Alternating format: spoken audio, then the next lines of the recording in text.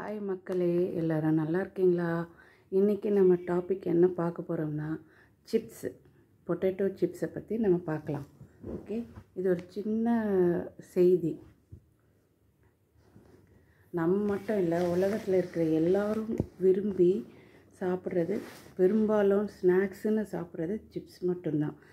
இது உலக அளவில் $30 பில்லியன், $1.84 கணக்கில் சந்தையை மார்க்கெட்டை ஆக்கிரமிச்சிருக்கு. அதிலும் லேஸ் கம்பெனி ஒரே ஆண்டில் அமெரிக்காவில் மட்டும் 372 மில்லியன் சிப்ஸ் பாக்கெட்களை விட்டிருப்பதாக சமீபத்தில் கணக்கு கொடுத்துள்ளது. உலகம் முழுவதும் எவ்வளவுன்னு அதில் குறிப்பிடப்படவில்லை. சிப்ஸுக்கான மவுஸை பார்த்து தான் பில்கேட்ஸ் 14,000 ஏக்கரில் உருளைக்கிழங்கு விவசாயம் பண்ணுறார். இப்படி கோடிக்கணக்கில் பணம் சம்பாதிக்கிற சிப்ஸை உலகமே தின்று தீர்க்கிற உருளைக்கிழங்கு சிப்ஸை செம கடுப்பில் இருந்த ஒரு சமையல்காரர் தான் இதன் முதலில் கண்டுபிடிச்சாங்க. இது உங்களால் நம்ப முடியுதா? சமையல்காரர் தான் சிப்ஸு செய்கிறாங்க, பட் அவர் தான் கண்டுபிடிச்சாங்கன்றது ரொம்ப அதிசயமாக இருக்குது. கடந்த 1853 அமெரிக்காவில் நியூயார்க் நகரத்தில் இருந்த மூன் லேக் ஹவுஸ் என்ற பிரபல ரெஸ்டாரண்ட்டில் வேலை செய்த ஜார்ஜ் க்ரம் என்ற கருப்பின செஃப் தான் இதை கண்டுபிடித்தார்.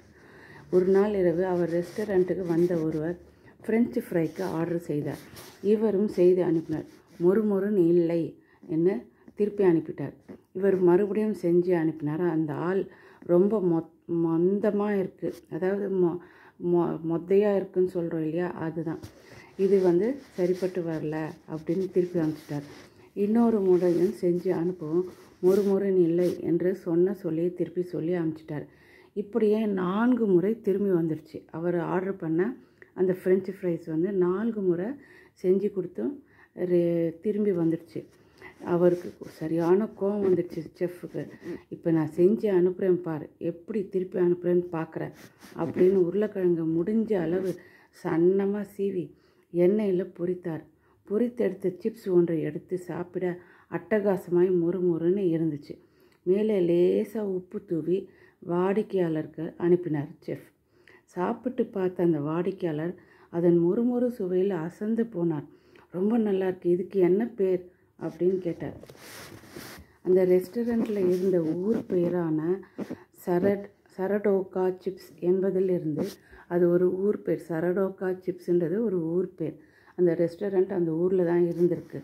அதில் சிப்ஸ் மட்டும் எடுத்து பெயராக வச்சிட்டார் செஃப்.